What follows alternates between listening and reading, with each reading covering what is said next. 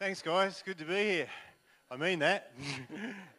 Tonight, I'm going to share a part of my journey thus far in this life. And I'll start off with this scripture. This is Luke 4:18. This is Jesus' mission statement. This is the scripture that Jesus read out when he in the synagogue. It says, "Here, preach it, Jeremiah." That's my boy. He'll be up here one day. Yeah. The Spirit of the Lord is on me because he has anointed me to preach good news to the poor. He has sent me to proclaim freedom for prisoners and recovery of sight for the blind, to release the oppressed, to proclaim the year of the Lord's favour. That's what Jesus come to do, to set people free, to set them free from sin, to set them free from sickness and to bring good news. That's good news, isn't it? And that's what I want to share tonight, that good news. I want to share how God's done that in my life, how I was in a place of darkness, and God reached through that darkness, his light reached in and changed my life around, turned me around. And I want all the glory. And I don't like talking about the darkness, believe me, because that's in my past. I don't like talking about it one bit. But sometimes it's good to talk about it so that you can see that nothing's impossible for God. No.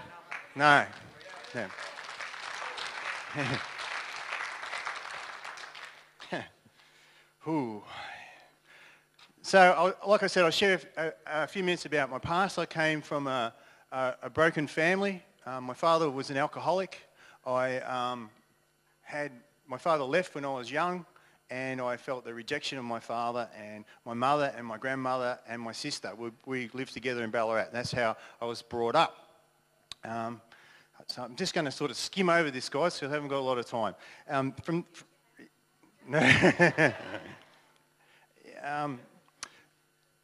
I guess when I was young, I started, because of the rejection, I had a bit of a rebellion problem. It's normal. People get rejected and they react in rebellion. And I felt that rejection from my father, and I started rebellion young in my life. I started using alcohol, going down the street and getting into fights and getting drunk about the age of 14 on Friday nights. That was the night out, which was, just where I was at the time.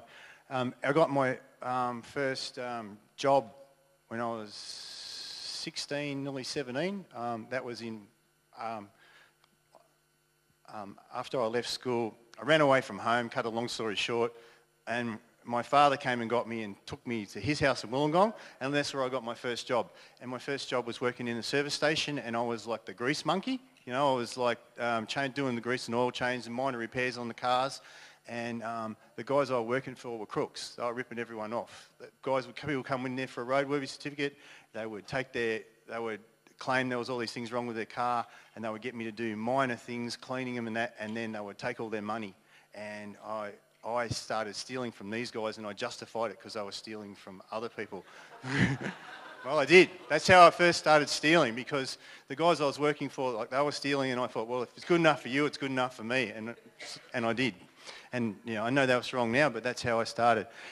When I was 17, I joined the army. That was good. I got it because I needed a haircut, really. That's not where I joined, but they gave you a good haircut, straight over with a razor, and I got really fit, and I learned how to obey orders and run, and got strong. I learned how to kill people.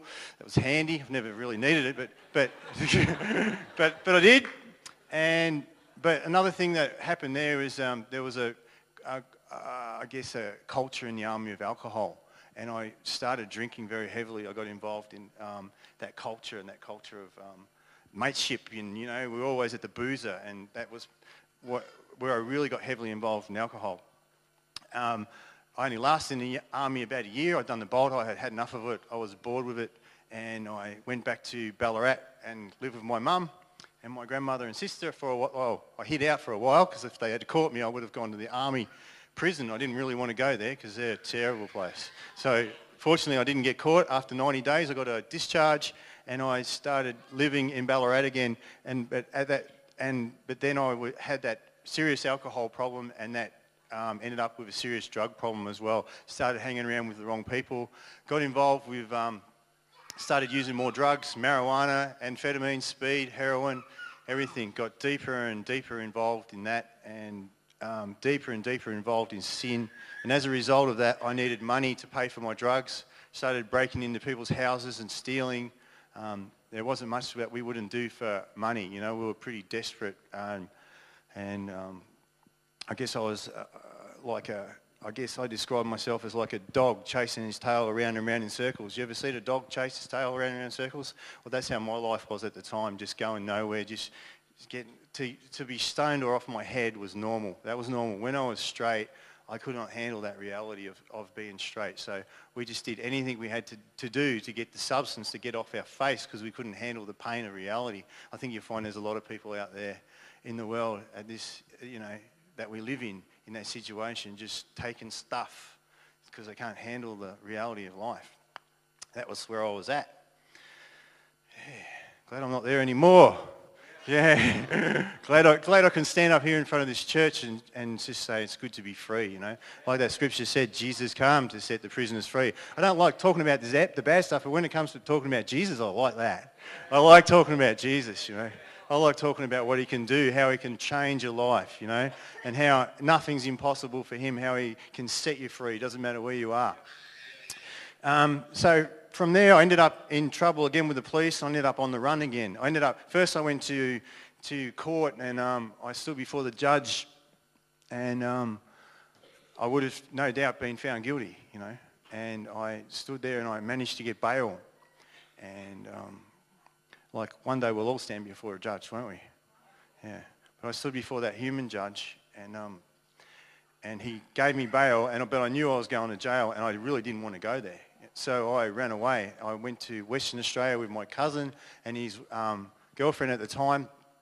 We went to Western Australia to Perth and we ended up in a house in Claremont. In that house in Claremont, we got involved in some stuff we shouldn't have. We were doing robberies and stuff all the time to survive. That was our only means of income. And we got involved in the occult. We started having seances. We used a Ouija board to start with, and we ended up having seances every day, for hours, every day, for months. And we had a personal relationship with a demon. Just like you can have a personal relationship with Jesus, you can have a personal relationship with others, with the evil spirit. It says in the Bible that Satan masquerades as an angel of light, and that's what this devil did. This is what this demon did. He masqueraded as an angel of light, and we were off our heads. We were using drugs and alcohol, and he was saying that he was an angel in heaven, and we believed it. But he came undone. Because Satan's a liar. He's a liar. He can't help but lie. So he came undone with his lies. But that was part of my journey, having that relationship with that demon. I'm telling you this because greater is he who is in us than he who is in the world. Jesus came to set the captives free. It doesn't matter where people are. It doesn't matter what sort of spiritual bondage they're in. The Spirit of God can set them free. He can break those chains. And there's heaps of people that are into that stuff now because they're searching. They're looking for the truth. They're looking for the answers. They're looking for spiritual enlightenment, you know. And we've got the truth. We've got spiritual enlightenment. We've got Jesus. He said, I am the way, the truth, and the life. He said he can set us free. As a result of that, I ended up in, we ended up getting caught in the house. We went to jail. We ended up in Canning Vale Remand Centre in Western Australia. Maximum security prison. That was fantastic. It was like a motel, I tell you. Big room, shower in your own room, key to your own door. I thought, this is unreal. It was good. I mean, I got fit. I played tennis. I did weights, you know, got off the drugs, got my head together. It was good for about 2 months. And then the voices came. I had voices in my head constantly, demons trying to get me to kill myself. And I believe that was because of the doors that I opened up when I got involved with the occult. Don't ever get involved in the occult. Don't ever go near seances because it can kill you, believe me. It nearly killed me. And I remember from Canning Vale Remand Centre, I went to Fremantle Prison. And in Fremantle Prison,